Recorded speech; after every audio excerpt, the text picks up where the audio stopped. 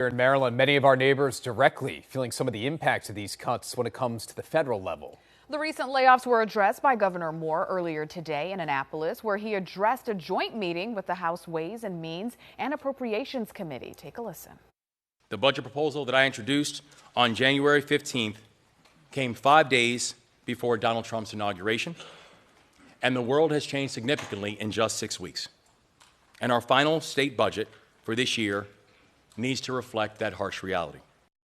While the governor says his budget goals remain to reform the tax code, grow the economy, and invest in the future, he says he expects what he calls the chaos and uncertainty in Washington to accelerate a bit, and that Maryland must be ready to adapt. In the meantime, concerns continue over the governor's budget as the deadline approaches to pass that measure.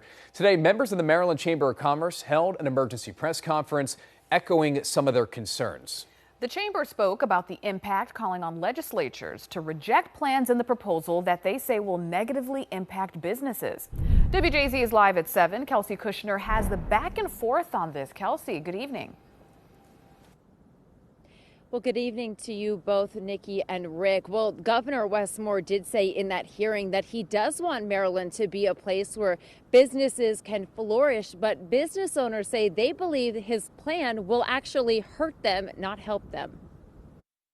Good morning, and thank you for joining us today. Thursday, business owners in Maryland took a stand against Governor Wes Moore's budget proposal, saying his proposed tax legislation could devastate Maryland businesses. Mary Kane with the Maryland Chamber of Commerce called on legislators to reject the proposed pass-through tax increases for small businesses, abandon combined reporting, preserve enterprise tax zone credits, and revise the corporate tax rate proposal. Our state is debating tax proposals that threaten to push Maryland in the wrong direction, an approach that is short-sighted and will only make things worse. Instead of viewing businesses as a problem or another target for taxation, we should recognize them as part of the solution, key drivers of growth and opportunity. And coming up tonight at 11, we'll have much more on that hearing and what local businesses are saying about it. Reporting live at 7, Kelsey Kushner for WJZ. All right, Kelsey, thank you. Let's turn